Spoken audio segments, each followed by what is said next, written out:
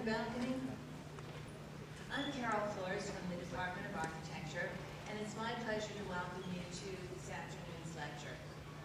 In the recent book, Dynamics of Delight, Architecture and Aesthetics, the British architect Peter Smith suggests one way to meet the challenges of sustainability in architecture is through buildings which can accommodate changes of use and which are designed for longevity, something one of his colleagues called long life, loose fit.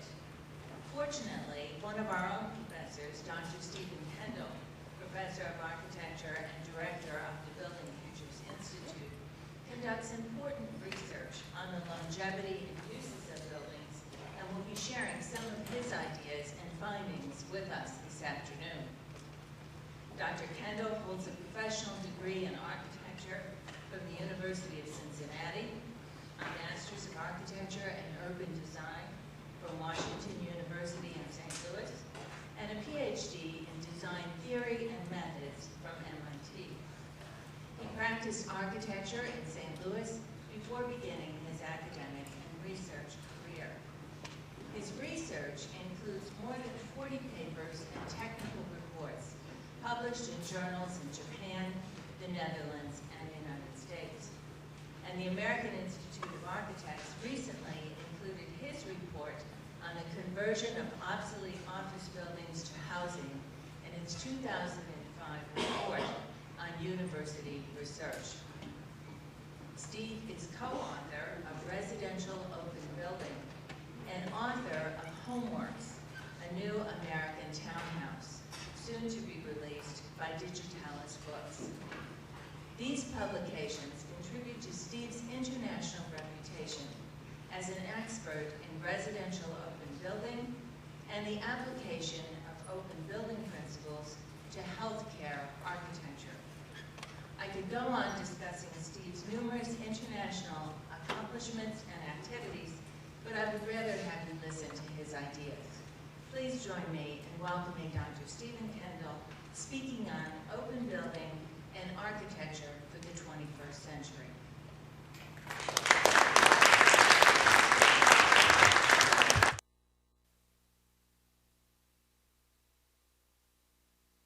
Carol, that was kind of you to introduce me.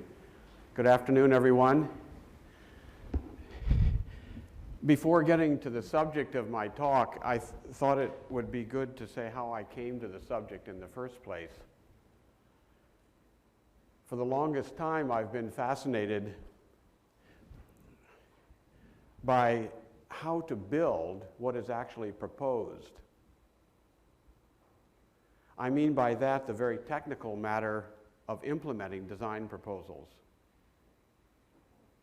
In fact, I got started on the journey that I'm now on by hands-on building. My hands show the scars of some early mistakes in being a carpenter.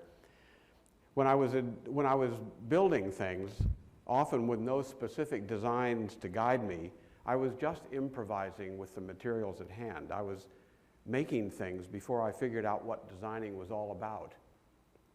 Later, I had to formalize this because I had to get other people to agree with what I wanted to build, like the client and building officials. And since what I had in mind was not accessible to them because it was in my mind, I had to make representations of the images I had. They weren't mind readers, and they had their own images. So we needed to communicate beyond words and beyond hand gestures. This was the beginning of designing for me, born of necessity and certainly not always easy. It would have been easier just to say verbally what should be done and to have everyone know intuitively what they must do. But drawings became necessary, making explicit what needed to be done in such a way that everyone could come to agreement and also take part in the making, taking their part while adding to a coherent whole. So designing for me, personally, emerged from making things, and grew into a distinct skill set that I took with me into practice. and developed in the crucible of just doing it. Not long after I became a licensed architect, designing schools, houses, renovation projects, hospitals, and so on, I decided on an academic career in teaching. And that eventually led me to work on a PhD in design theory and methods, as Carol indicated. And that work forced me to look into how we design and produce. And that itself revealed huge gaps in my own understanding and our field's understanding of what we do. That is, our methods, how design takes its place between image and object. Another thing fascinated me, and that was the entanglement I found when getting into a building to renovate or fix it. It became clear to me that this confounding entanglement was no one's fault, but was the result of the way of working, the system, the complex culture of habits, technology, processes, and so on. Like any living system, what I observed and tried to work with had grown willy-nilly in an incremental way over generations, but it had lost its way. Quality was almost impossible anymore as a normal matter, and later adaptation to meet new preferences was terribly difficult. Many people were involved in achieving such entanglement, and there was little in the way of good planning at any level to help guide the partial work each contributed. Of course, this is a very complex story, and I'm dramatically oversimplifying things. There are regulations, there is financing, there are building product manufacturers, designers, contractors, and users, everyone needing to have a say. And of course, the forces of change and innovation that so dominate our building culture now only add to the complexity of the story. And then there was the time dimension. I would find myself proposing changes to a building or adding to a building constructed decades before, like the hospitals I worked on, and discovering the constraints and the opportunities certain built forms offered to us. Higher ceilings were a blessing, as were capacious windows and solid construction to lean on. But new technical requirements and organizational patterns of work threw old forms and spaces into question. It made me think. Did the designers that came before really think about what might come later? How would the building I'm designing behave later when it needed to be adapted to new circumstances? This made me ask, what generous forms should we make? Forms and spaces that accommodate and enable others to act in turn later on. How could I make space to others to fill in? How could I infill space provided by others? And what does form giving or giving form really mean for us in the 21st century? When each intervention is partial, surely not a new idea, no one makes everything, and we must sustain the built field, being no longer able to tolerate a throwaway or scrap and build culture. These questions continue to occupy me and still do. I've tied my research and teaching to these questions for the past 20 years or so. How should designing be organized when different people each take a part over time in the transformation of the built environment? When everyone cannot sit around the table at the same time to plan everything in a nice integrated way, when we have to hand off environmental form to other parties who will act later on in it, in this continuous game that makes the built environment alive. And now to another important question. How can the inhabitant take part in this game that is, in fact, our culture? It's a very bad idea to cut people off from this game, because then they are cut off from taking part in the culture they want to be part of shaping. Today around the world, this question of the role of the inhabitant in large housing developments matters a great deal in widely different cultures and landscapes. It has been called the natural relationship, the idea being that it is somehow natural for people to take control of their immediate dwelling environment to shape it in their own image, working together when it makes sense, but also taking part for themselves, taking materials into their control to meet their needs and preferences. But what may once have been natural, as a matter of course, is no longer to be taken for granted. Powerful institutional and organizational forces have radically changed the way dwelling environments come into being in the developed world. The ordinary family has become a passive consumer, largely cut off from the natural relationship. Of course, as some of my colleagues in CAP are showing, in the less fortunate parts of the world that some call developing countries, ordinary people have no choice but to take materials in hand and to make their own habitat with little assistance from the formal sector. So I've come to be interested in the question of how architects, us, how we can work, the methods we need if we are to take seriously this idea of the natural relationship. That's what I'd like to speak to you mostly about this afternoon, by showing you examples of efforts that we call open building. Most of what I will show is residential open building, but I'll conclude with brief presentation of an innovative hospital that follows the same principles, and that takes me back to the days in practice when I was designing hospitals. So here goes. First, two words: change and distributed design. Clearly, this cityscape has the experience of changing. It's constantly under change at all levels. And guess what? The work of doing that is distributed quite widely. No one architect, no one planner, no one interior designer, no one party is in charge of this. Design responsibility is distributed.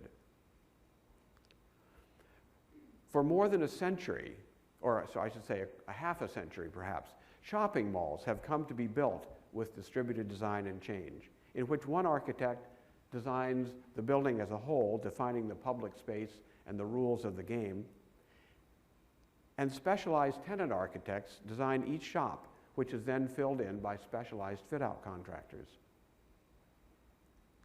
The large office building is the same way. It's fine-grained inside. Tenants have their own spaces designed by specialized fit-out designers and built in by specialized contractors. This operates whether the building is rental or owned, and is independent of any specific technology or regional architectural impulse. This is so taken for granted that now a developer would never think of procuring buildings any other way. Designers, manufacturers, construction companies, banking institutions, and the regulatory environment have adjusted to meet this way of building. But what about our residential building stock? I'm happy to report that in the last quarter of a century, we can see similar things happening in the residential sector, only more slowly and less visibly, and interestingly enough, more opposed by architects and more obvious in Europe and Japan. We have learned some things about residential architecture in the last 40 years, even if our practices have yet to catch up with what we know. For example, housing is only partly a matter of the production of buildings. There are processes involved. The job is not just professional. The user must have a role. Change over time is important. In this country, for example, today, as much money is spent changing buildings as building new ones. Uniformity is not efficient. This is an oxymoron you may disagree with, but it is clear now that since people are not uniform, their housing should not be uniform. It's against life.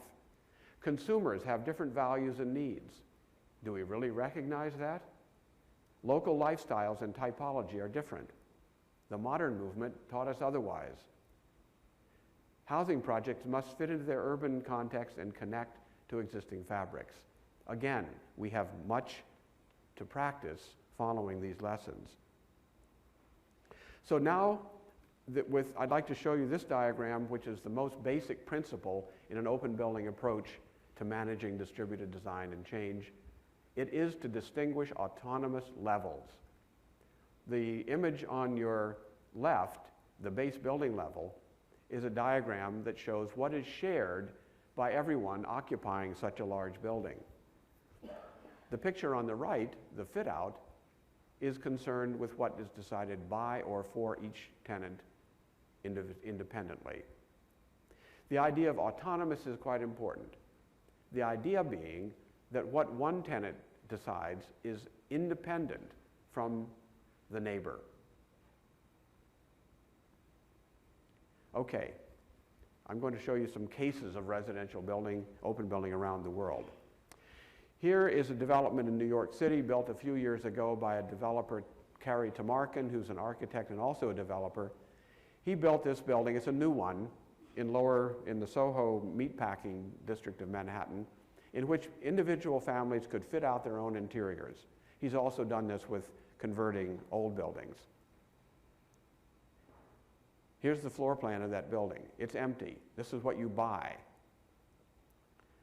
3 plumbing stacks were provided, allowing kitchen and bathroom to be located freely wherever the occupant wanted. The Banner Building in Seattle is built in a similar way. It won an AIA award a few years ago by Copeland and Weinstein. The developer is an artist who has the 2 first floor base of this building, and each unit is entirely different, designed by a different architect and constructed by a different builder. Each unit is sold empty. Its interior is designed and selected by the occupant. Again, because you're all interested in plumbing, the plumbing cores are in the shared party wall between the 2 units. The interiors looked like this when they were sold, with a floor plan drawn on the floor in paint so that the consumer can know what they're getting. The lower floor and upper floor of 2 units in the same building, reflecting quite different lifestyles, preferences, budgets, and approaches to living. The Netherlands, which is really one of the most important incubators of open building historically, is the place where we still see many new developments occurring in the marketplace. One of the first large housing projects of this kind was built in Papendrecht near Rotterdam in 1977. It's quite old. Recently, a Japanese research team did a post-occupancy report to see how it's been doing. It has 123 dwelling units, several offices, shops, and a kindergarten. You'll notice courtyards that constitute the kind of social heart of this project. This is the drawing showing the regularity of the base building.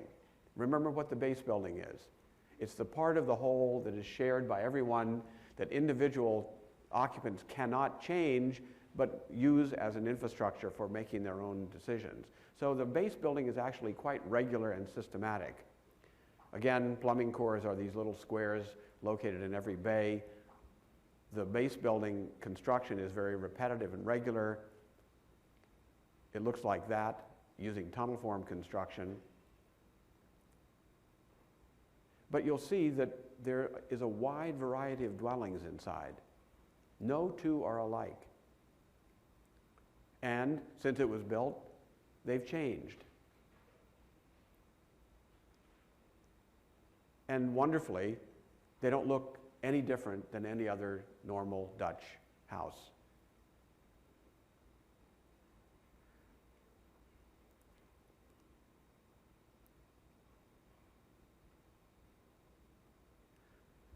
Nearby, another project by the same architect was done. It has 152 rental apartments, some for elderly people, and again, a number of apartments have changed since. The garden in the middle is co-owned and co-cared for by all the occupants in the building.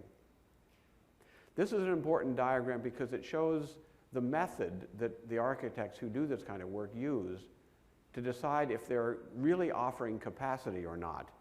So The base building design process is as follows. First, you lay out some walls that you think make sense from construction economics point of view and so on, and then you test them, their position and their capacity, by looking carefully at the kinds of functional groupings that are going to go in there. And as you can see, this same space will accommodate a range of functional uses inside that same space. So this is what we call capacity analysis. Computers now make this very quick and very easy. This building also offers dwelling sizes that are quite varied, and within each dwelling you can have a range of layouts. So there's variation on two levels. Another project in the Netherlands is a renovation project, paving the way for what they called a cellular approach to building renovation. Normally, what happens is a whole building will go down in value. The whole building will become less value. People start to not care for it, and the economics of the whole building start to sag. They wanted to avoid that by renovating one apartment at a time as it became vacant. So this is what they did. This is a typical unit. And of course, in Holland in the 60s, because the Dutch government thought everybody was the same, they built millions of the same unit. You know, all Dutch are the same, right? So it made sense to build uniform dwellings. Well, of course, that's silly. And by the 90s, this building was being vacated to go, people were moving down the street to more upgraded, customized units. So they said, we can't lose this whole project, we got to renovate it. So they gutted, when this unit became vacant, they gutted it out, which took a couple of weeks. During that time, the tenant who was going to move in got to choose what kind of floor plan they wanted. The architect hired for this project laid out three options. The colored bits are the kitchen and bathroom, which you usually think have to be in the same place, right? Well, this showed that they didn't. And of course, the comportment of spaces, even in a small apartment, matter a great deal to your daily life. So the tenants actually picked these two variations, and they were built. How did it work? Well, they hired a company, a specialized company called the Matura Infill Company. They specialized in delivering customized interiors on a just-in-time basis. This is the view. This is how it works, and if you want to know more, I'll be happy to tell you. But in a given empty space with a service point, the lower system containing the horizontal routing of pipes, wires, and ductwork is laid down according to the floor plan selected for that unit. Because it's a system, they don't care what the floor plan is. They just care on how to get things operating no matter what the floor plan. And on the top are the more consumer-oriented products that you would normally go to Lowe's or a kitchen shop to select. Here the tenants are in their future home making decisions and choices. All the parts needed to fit out that space were fabricated in this shop. They have cut-off saws and drill presses and vices and gluing and all kinds of apparatus to prepare the parts ready to go into containers, prefabricated, pre-cut, ready to go, which are delivered to the site and installed by a multi-skilled crew, like a good kitchen renovation carpenter here in the US would be. They know how to do cabinets, plumbing, wiring, and so on. Here you see the patented products, the matrix tile, which contains the drainage piping underneath it, the water and hydronic piping on top of it, the base profile, which carries the partition and is a place to route wiring, like this. And if you can just see, there are little numbers on each of these parts. They were all numbered and cut in the factory before they got to the site, so they go together very quick, like a kit of parts. And they used pre-terminated cabling like this that snaps together quickly, and all the wiring could be done in about 2 hours in the whole apartment. The matrix tiles are covered with the flooring, ready for final floor finishes of your choice. Door frames are hung, the partitions are painted, and that's what it looked like a month after it was vacated. Pretty quick turnaround. So the landlord only lost a month of rent, but they got a completely new apartment. The old family upstairs from this decided they wanted to do the same thing, put all their furniture in storage, went off on a vacation, and came back to a new apartment with upgraded equipment and things of their own choice, which they paid a little bit more for. Later, the building as a whole, the base building, was upgraded. New elevator shafts were put, actually there weren't elevators, they put in elevators. They put it down through a hole in the roof, built new stairs, new balconies, and on the ground floor put a bunch of elderly and handicapped apartments to reactivate the street level, which was dead before with just storage units. So the building is all new, and now, one unit at a time is being upgraded as it becomes vacant. It's a living building again. Okay, in Amsterdam, a group of about 28 families wanted to stay in their part of Amsterdam but couldn't find a nice building for themselves, so they hired Johanna de Jager, the architect I'm talking to here, and she and her firm designed this building. It was designed for the group of 28 owners as a collective in which they designed and made decisions about the common part, the base building. But they wanted to be sure that when the building was done, they could do their own thing in their own apartments, which they, in fact, have done. Again, the building is built with inexpensive tunnel form construction. It has a very innovative skipped floor hallway, kind of like the Unité by Le Corbusier, allowing two-story dwellings to be placed in a very small site. So, for example, sometimes there's a two-story space in that dwelling. Again, the uniform placement of the plumbing cores made for a regular construction operation without difficulty. The inner courtyard is quiet, peaceful, calm, and a lovely place for people to sunbathe and for the children to play. Another project in the Netherlands recently completed was built by a commercial developer who wanted to make money. He knew that people are different. So he wanted to make a process that would accommodate that. They did something quite innovative, as they made a software system that supports this idea of consumer choice. Each step, the dweller knows what they're paying for. How big is the house? What are the floor plans? What equipment, no, what facade do you want? What equipment do you want? And at each point, there's of the choice chain, prices would be immediately known because there was a menu system, basically. Decisions about dwelling volume include the possibility of adding a room at the back, hanging, it's a light steel box, hanging from the precast concrete structure. All of the elements of the base building were made in a factory and brought to the site and assembled. The architects also designed a library of facade elements. Buyers could make their facade design suited to their chosen floor plan. There's your facade, there's the library, there's the selection, and there's the composition. And of course, guess what? The architect of the building designed that library, but didn't design their composition. Here's what it looks like. Now you can see that some people didn't have a lot of money, so they didn't have a third floor. And anyway, you can see the deployment of the library parts. Aside from whether you like it or not, it's an interesting process. And if you were given the task, I'm sure you could do a better job.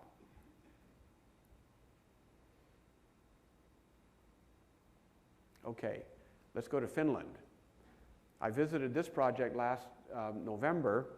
It was completed just recently, and it's one of the most advanced in the world using the internet for consumer choice processes and an innovative steel base building that recently won a prize in the Finnish building industry. Here you can see that the menu of floor plans within the building is quite large. If you want to see more detail, I'll be happy to show you, but believe me that every one of those units is quite a different place to live. The yellow areas here around the stair and elevator are the place where bathrooms and kitchens can be located, and that was made possible by turning the slab upside down to allow access to piping. The south balconies can be altered by homeowners as well. Here's the floor structure for those of you interested in details. Normally it's a concrete floor slab that spans from outer wall to outer wall, but here they turn the slab upside down, put steel beams in, the concrete is on the ceiling, and that allows free location of pipes for free kitchen and bathroom locations, which, as I said before, really has an impact on the livability of a unit. Here's the Plus Home website. And this is how it works. The development company, the Sato company, has now made a commitment to build these things for the foreseeable future because they see they can make money doing it.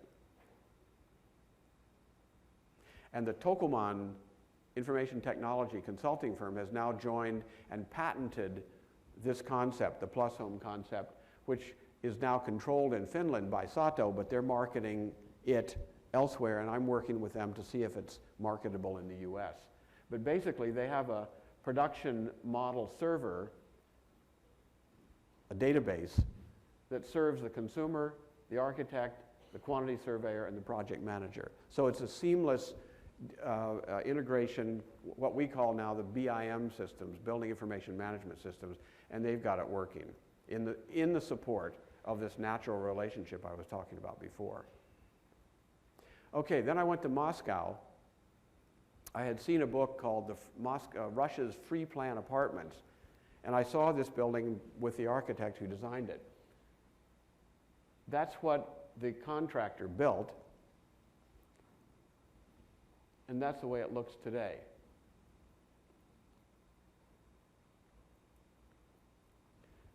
There are two wings to the building. There are elevator and stair cores here with bridges that connect so you can have access to these apartments. But you'll notice that even the size of the apartments has been altered. And it's a good piece of architecture. Not only does Plotkin, the architect, design beautiful buildings and really fine architecture, he writes poetically about it. This side of the building is quite nice because whereas on the other side you have to go into an elevator and up, here you have your own front door with a garage and a little garden and a two-story apartment of your own. I'm sorry, condominium. These are all owned. Here's Plotkin's apartment on the top floor. And in downtown Moscow, dozens of these buildings are being built. It's just a matter of course. Nobody's theorizing about it. There's no controversy. You just build them because the market wants to do their own thing. And actually, many of them are very, very well designed, good craftsmanship, good detailing, and some nice site planning. This building, for example, creates a very nice, lovely respite in the heart of downtown Moscow with a little green space. Okay, in Japan. Japan is the other major center of open building. More units have been built there than anywhere in the world. Experiments continue today with investments from both the private sector and the public sector and government. Two major directions of development are evident historically in Japan, and I've been there since the 80s watching these things happen. One is centered on the century housing system, which suggests that if we want buildings to last 100 years, we have to design them in a special way. The other concept was the two-step housing processes, which is much more socially oriented. I'll show you what that means in a minute.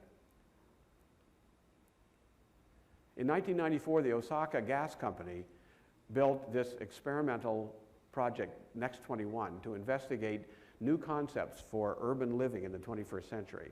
This is a case of a public utility with a commitment to the public good, and they invested quite substantially in this building, and it's still used as an experimental lab. They had energy conservation, energy production, green architecture, and open building as the main themes of their endeavor. The site is in the middle of Osaka. It has 13 dwelling units, a shop, other community rooms, and 13 parking spaces. Its variegated facade actually mirrors the variegated and fine-grained context. And I'll explain that in a second. The skeleton, the concrete skeleton, was designed by one team. Now get this is an example of distributed design in practice. The facade system was designed by another team, and a modular coordination grid provided good communication among them. The 13 dwellings were designed by 10 different architects, but all used the facade system in their designs. Here you can see a little bit more. The skeleton is in red. It's the concrete frame. It's very heavy to deal with earthquake problems. Then there's the public circulation system, the blue part, and underneath it are the utility tunnels, which you have underneath Ball State, for example, but here they're located specifically under the public infrastructure, providing utility access to all the dwellings. And here you see 5 different dwellings. The 5th floor with 4 dwellings, each different. All dwelling units use raised floors under which ducts, cables, and pipes can be routed to the common shafts.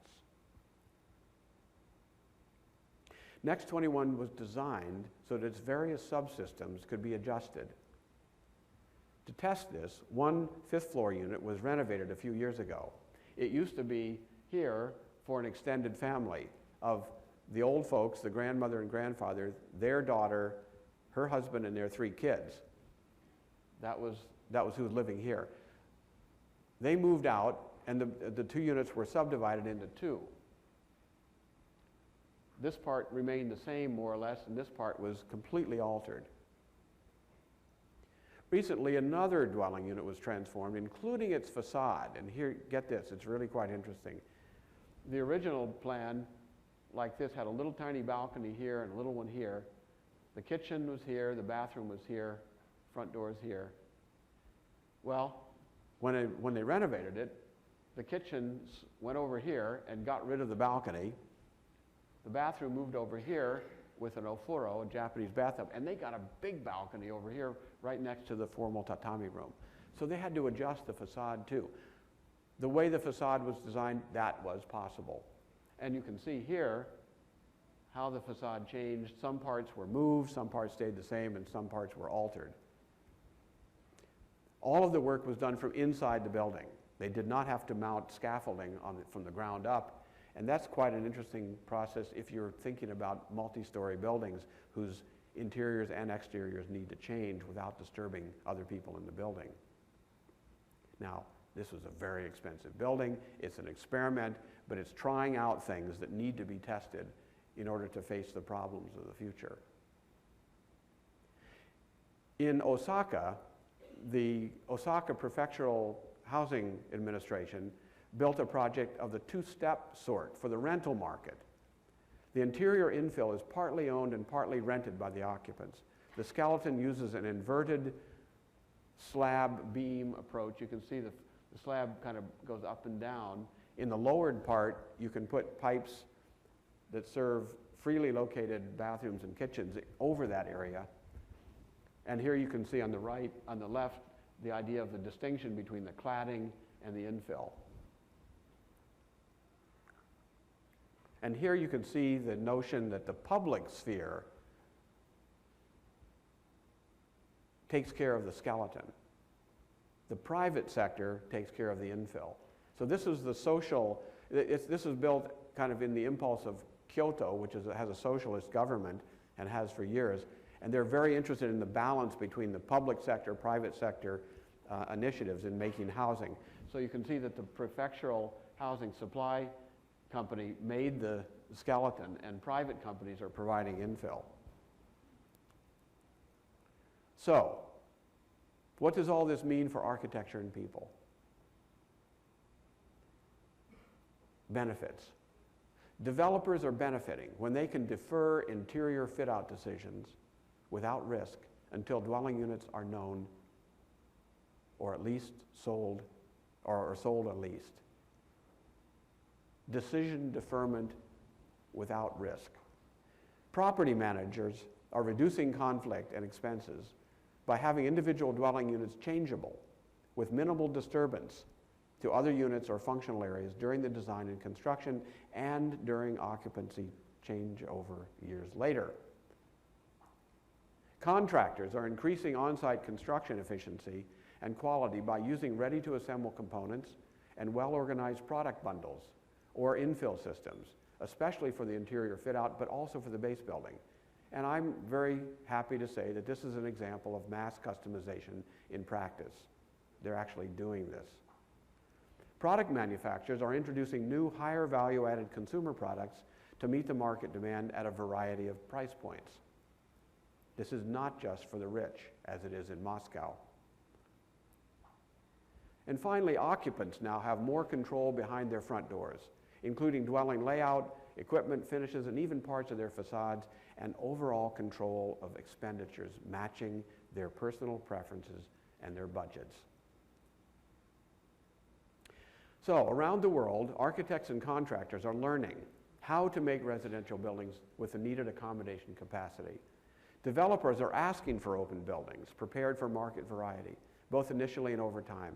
New cases appear regularly. I was in Switzerland last summer and found new cases, and they keep popping up in China and around the world. And it's lovely because most of those people don't know about the developments in other countries. They're just doing it to solve local problems. So I think it's time, and a number of us think it's time for a new industry to come into existence to serve the market for customized residential interiors using advanced infill systems and software. Okay, finally, this will be quick. The Eno Hospital in Bern, Switzerland. When I discovered this building in the year 2000, I was visiting an architect who had done residential open buildings, and he had been hired to do this one. So I wanted to follow it, and we're continuing to track this project. The Eno is one of the largest and oldest medical campuses and teaching hospitals in Switzerland. It was founded in 1353 and is located just outside the historic core of Bern. It's huge. It's a 1,000-bed teaching facility with a full range of inpatient and outpatient services and a large and evolving campus surrounded by the city. They needed an expansion and replacement of their emergency department, medical imaging, surgery, pharmacy, intensive beds, and so on. So they selected the site right here, which meant that they had to tear down some buildings, some only 20 years old. For 7 years, and here, for those of you who like programming, that you would find this to be a nightmare. For 7 years, the client and the Canton Bern Building Department attempted to fix the program of functions. Every year, something changed. It kind of slipped out of their control. New regulations, new insurance policies, new doctors, new medical equipment, changing demographics, and so on. They couldn't fix the program. They couldn't get on with the normal program, design, build, decision sequence. So Urs Hettig, then the director of the Canton Building Department, recommended an entirely new strategy, which is what we call open building, but he didn't know about all these open building things, so he didn't call it that. It's a 3-level procurement strategy: primary system, secondary system, tertiary system. It's managed by teams within the Canton Bern Building Department, which is really the organizing entity for the hospital. They coordinate things. Now listen to this. For each system level, a separate design competition was held with a jury to select the winning schemes. If you're interested, I have the jury reports. I also have a 98-page report that translates it into English if you're interested. It's a very interesting process. So it's organized on these levels: base building, fit out. In fact, it's very much like our office building procedure: base building, fit out, and FF&E, which is fixtures, finishes, and equipment. The primary system was supposed to last 100 years. The secondary system was expected to have a shorter lifespan because it's changing more often. And the tertiary system was changing even faster, every 5 to 10 years. So they disintegrated the whole project onto these systems levels, held 3 different competitions, and the winning scheme was this one, designed by Peter Kam of Kamen Kundig, a very small firm in Zug, Switzerland. One of the most unusual conditions of the competition for the primary system was to exclude any design team that had previously designed a hospital. That upset every architect in Switzerland. Some of them took the Canton Bern to court. But it was very smart. They wanted new ideas. They gave the secondary system only to specialized hospital architects. That's the first phase. In fact, Peter Kam had designed his home and office on open building principles in the 70s. The building had been adapted since then. Here's the base building. Here's what was in it originally, 2 separate dwellings, and later he converted it into one big house for himself. There's kind of the work in progress. When I met him in 2000, he had not heard about open building. He had not heard about the work in Japan, Finland, or the Netherlands. He wrote, "The primary system is a summation of simplicity. Only succinct things can be usable for 100 years. To what regularities had time, space to correspond? What is going to stay? What is going to change? What structures and rules, keeping them simple, have to be invented to allow the construction, renovation, and continuing construction without interrupting the operation of the hospital?" This was his writing in the competition entry. The competition entry continues. "Rules which do not seek for a final state, neither establish sequences of actions, but with ongoing work on parts, lead to still unknown but always fully operational in between states. How can local identity be architectonically presented today, the time of programmatic and material instability, where places become fleeting?" The structure, well, here's what they did. The structure is a cast-in-place 2-way slab. The floor heights are different according to the adjacent buildings to which they had to match. The floor plate is very large, 80 by 90 meters, with a structural bay of 8.4 meters, as you can see here, with columns at the intersections of those red lines, and with a 3.6 meter knockout opportunity in the middle, like those green spots, which make space for light wells that can be cut at any time to let light down into the building. And in fact, between the time they started to build the base building and the time they finished it, because planning was already underway for the infill, they cut different holes in the slab to accommodate the first phase of the secondary system. The green roof of the building of the first phase is visible here. It now has sedum growing all over it. It's a green roof. And there's the interior street on the middle level with the light coming down from the skylights. We call it the Swiss cheese hospital. The Inno's double skin was designed to meet the stringent energy codes of Switzerland to allow the building to breathe with operable windows. In fact, the skin is very inexpensive, but very smart. The outer layer has fixed glass panels canted to allow airflow, but they're aligned with the sloping site, so it brings a kind of an interesting dynamic between the floor slabs and this sloping glass skin. This diagram indicates the variety of functional layouts possible on one typical floor of the base building. Each layout is a proposal from one of the competing firms for the secondary system design. Remember that the secondary system architects had to accept the primary system as its site. And the secondary system architect took the Canton Bern to court, complaining that their scope of work was overly constrained and they didn't like what they had to do, but they lost, and they're back at work doing their job. In every one of these, you'll see the 4 main vertical plumbing shafts.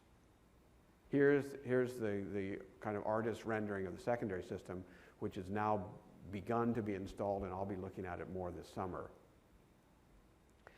The primary system technical installations are housed in the 4 vertical shafts, as I indicated before. Secondary technical systems, primarily horizontal, are hidden above a drop ceiling that is part of the secondary system. Vertical drainage lines for the secondary system can be placed through sleeves in the primary system slab at each structural column. Functional stacking is like this. It was determined by anticipated demand and for long-term planning for the whole hospital. So it's not infinitely flexible, but modestly flexible, so that if you want radiology, at least the radiology floor can have different configurations over its lifetime as needs and technology change. The budget was divided up, it was very strictly maintained. And now the question of the interfaces. According to the ENO planning model, the systems levels are dependent on each other only to a defined extent. This is that idea of autonomy that I mentioned before. Their independence is as large as possible. In detail, this means that as few interfaces as possible are to be determined up front. But those that are defined have to provide maximum capacity, offering freedom and advantageous conditions for the elements of the next lower level. This defines a hierarchical order. The higher level dominates the lower level. The primary system architect dominates the secondary system architect. But freedom to move and take responsibility at each level remains as large as possible. That's what it means by giving form. You give form that has possibilities in it. It also means that change at any level should not disturb the higher level. This attitude can be opposed, and is often opposed, by claiming that it is more economical and it eases optimization when the whole, with all its dependencies, is comprehended and then planned and built accordingly, the so-called integrated building approach. This reasoning does not see that a functionally complex facility like the ENO can never be completely understood in advance. So beware of integration that denies change. The need for changes stays high and is inevitable. The whole is development on the time axis. Therefore, the analysis and determination of interfaces is an exploration of new concepts in systems, behaviors, and technical solutions. We're continuing to monitor this. I'll be there this summer. I'm organizing an international symposium with a few invited people from around the world to come and scrutinize this project. It's an excellent example of a courageous team of architects and experts committed to changing the paradigm of project delivery. So, I'll wrap up. Is this a new architecture? I claimed at the beginning that open building is a new architecture for the 21st century. Well, I don't know. You'll have to answer that. But at least two challenges face architects who want to run with this picture. First, start thinking in terms of the dual realities of stability and change. Second, learn to work with distributed design. You don't get to do it all. Other people are going to take part before you and after you. Learn to work with that. The implications are not trivial. Conventional ideology runs counter to it. Thinking in levels and change makes us recognize dominance and power, but also how much freedom we have. Working with distributed design is humbling, but very realistic, and requires new skills of coordination, and especially new attitudes. I think a new architecture is emerging. We can be encouraged by evidence in the real world. What I've shown today is only a very small part of what's happening in open building, all different but sharing the same principles. Clients are expecting and getting better buildings on the time axis. Users are expecting that their individual preferences are respected in the building processes and later. We should be optimistic that architects can work with this reality, can keep their heads out of the sand, and can make high-quality open architecture that our partners in the building industry are ready for the new challenges this reality presents. Certainly, the built environment deserves no less. Thank you. I'm done. Oh, actually, I'm not. Wait a minute. I have a few concluding remarks that I want to say. What I conclude from these projects is that around the world, in quite different contexts, developers of housing and healthcare architecture are discovering that distributed design is congruent with the nature of those building types. This tells me something. We generally teach you to believe that alone you can make all design decisions for a building.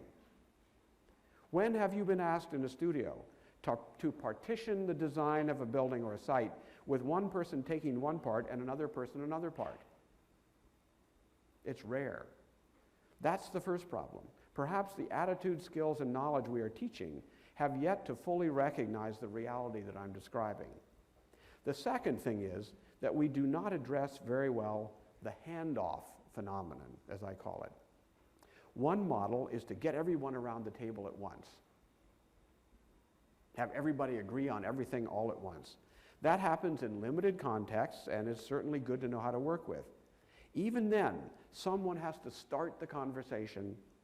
Other people will take up and develop it.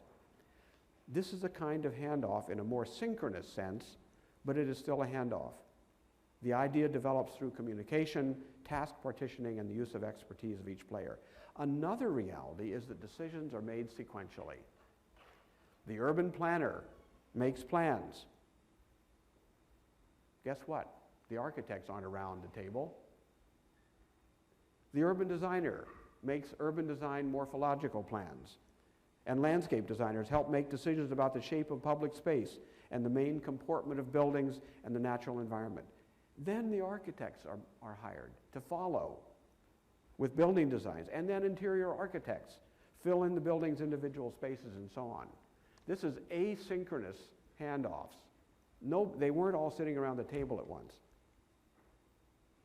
Speaking here to fellow educators and students, I'd like to close by emphasizing how exciting I think these challenges are should we decide to work with this reality that I presented today. Of course, we can always choose to see other realities and go where they take us. Much creative energy and disciplined work is needed if we choose to ride with the forces of change and distributed control.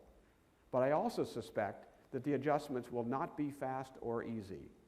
For too long, we have seen architecture as a form of self-expression rather than as a discipline with a knowledge base in the service of the well-being of the built environment and its people.